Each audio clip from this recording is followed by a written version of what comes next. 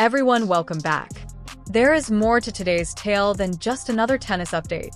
The entire sports marketing industry is being rocked by this in real time. Because the power dynamics in international music sports branding don't always change gradually. It changes over the night. And now, music. That change is taking place at Nike's worldwide headquarters in Beaverton, Oregon, where there is no longer any conjecture about the emergence of a new superstar. It's starting to happen. The swoosh has stood for tennis royalty for many years. We are discussing a legacy that was established by legendary people. From Pete Sampas's clinical prowess to Andre Agassi's transformation of tennis style to John McEnroe's rebellious supremacy. Music. Rafael Nadal, Roger Federer, and the indomitable Williams sisters, musicians Serena and Venus Williams followed. Being the face of Nike Tennis is a crown, not just a sponsorship.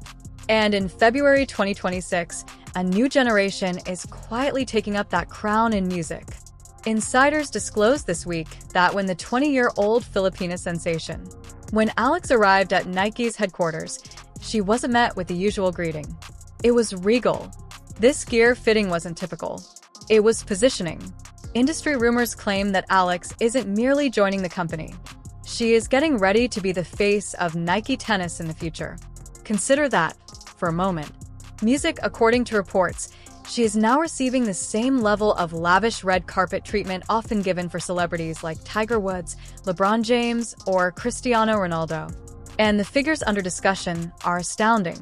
A potential 3-year endorsement agreement worth up to $45 million is being hinted at by financial sources. Music, $45 million, really. If that's accurate, Alex would immediately rank among the most paid female athletes in the world for music.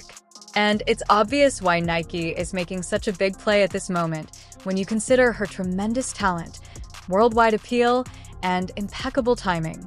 Because this choice is made at a crucial time. It was announced a few days ago that Emma Raducanu, the 2021 US Open winner and renowned Nike poster athlete, had left the company to secure a significant international contract with Uniqlo.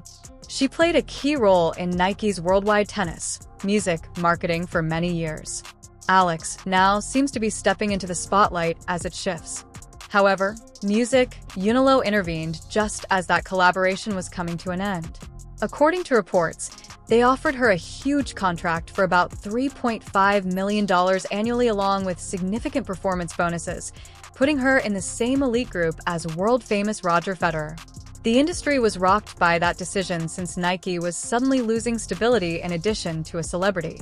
Concerns regarding the brand's long-term music future with existing elite athletes like Aina Sablanka also began to surface. Nike required a new focal point. They came to Southeast Music, Asia as a result of their hunt for a future, young, dynamic, marketable, and dominant music player. They observed more than simply a budding athlete. They noticed motion. Alex, music, isn't only winning games. Over 110 million individuals in the country are being ignited by her. Because of her, tennis music is suddenly becoming incredibly popular in the Philippines, a nation where basketball has long dominated. Global businesses are starting to grasp that this isn't just about selling tennis shoes because every time Alex on the music court, social media explodes, engagement soars, and algorithms surge. This is about reaching out to a passionately devoted global Filipino diaspora and breaking into one of the fastest-growing Asian marketplaces. However, marketing isn't the only factor driving this narrative. The engine behind it is performance. Because it is impossible to ignore the enthusiasm around Alex's current musical performance on the court. She has risen to world number 31, the highest ranking ever attained by a Filipino player in WTA circuit history as of February 23, 2026. Music. Not only did she make it into the top 100, but she also made it into the top 50 and now the top 35. Every victory and momentous stride demonstrates that she is much more than a commercial success. Grand Slam winners are been defeated by her. On hard courts, she is competing against the top 5 music artists. She's growing into a real power. Insiders said the atmosphere at Nike headquarters was electrifying. According to reports, Entire presentation rooms were renovated with music showcasing unique gear designs, campaign plans centered on Asia, and talks about a global rollout centered around Alex. There are whispers that go much farther. A potential crossover with the storied Air Jordan brand is hinted to by industry rumors.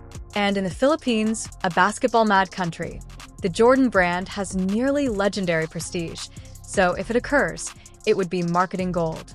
One of the most potent brand synergies in contemporary sports may be produced by combining that heritage with the top tennis player in the nation.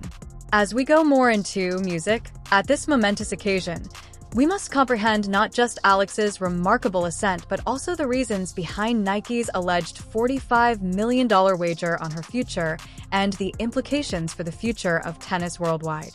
How, therefore, does anything like this even occur? Because without years of behind-the-scenes sacrifice, nobody wakes up at the age of 20 and becomes the center of attention in the largest sports boardrooms in the world. It wasn't under stadium, music, lights that Alex's story started. At the age of 4, she picked up a tennis racket at music in Quezon City, Philippines, under the guidance of her grandfather. It became impossible to overlook her innate aptitude. She finally traveled thousands of miles to Music, Spain to practice at the famed Rafa Nadal Academy in Manacor thanks to this talent. Everything about her game was influenced by that encounter. It is evident in the way she acts in court. A left-hander who possesses a deadly music, two-handed backhand, keen tactical awareness, and unrelenting aggression at the baseline. Rafael Nadal's mentality is evident in every aspect of her game. When she won the girls' singles title at the US Open Junior Tournament in 2022 music, it was her first significant international breakthrough. However, professional survival is not assured by junior success. In actuality, many careers in music decline during the transition from young prodigy to professional challenger. Music. The opponents become more formidable, the game quickens, and the mental strain intensifies. Over the course of the following several years, Alex discreetly established herself on the ITF circuit, which serves as tennis testing ground. She won 5 ITF championships between 2020 and 2024. There were no headlines, no fanfare, just consistent development strengthening music, her body, honing her craft, and getting ready for the turning point. And in 2025, that time came. At the Miami Open, Alex received a wild card into the main draw despite starting the tournament outside of the elite with a world ranking of 140. It wasn't just a nice run that came next. It was a declaration. She did more than just compete. She was in charge. She started by shocking Yelena Ostapenko, the former French Open champion. She then defeated Madison Keys, an American powerhouse, and the rough in a match that sent shockwaves. She defeated multiple Grand Slam champion IGTCH in the tennis world. Let that sink in. A 19-year-old wild card defeated the sport's current behemoth in straight sets. Alex had accomplished something unheard of by the tournament's conclusion. In a single WTA 1000 event, she became the first wild card in history to defeat 3 Grand Slam champions in music straight sets. It wasn't a coincidence. There was no hype. It was high-pressure tennis played without fear. She rose to world number 75 after that one run propelled her into the top 100. Officially, the entire world had taken note. More significantly, the Miami breakthrough persisted. It was a powerful confirmation. A one-tournament wonder. Alex wasn't. She didn't vanish. She didn't slow down. Expectations surged as 2026 drew near. Music and bearing the aspirations of a whole country can be too much for a lot of young athletes. However, Alex was not broken by pressure. It gave her energy. She had a great run to the ASB Classic semifinals to start the 2026 season. After that, she made her eagerly anticipated main draw debut at the Australian Open, where spectators allegedly waited for hours to witness her first match on an outdoor music court. However, the harsh Dubai Tennis Championships in late February provided the true confirmation. This was not a fun run. It was supremacy.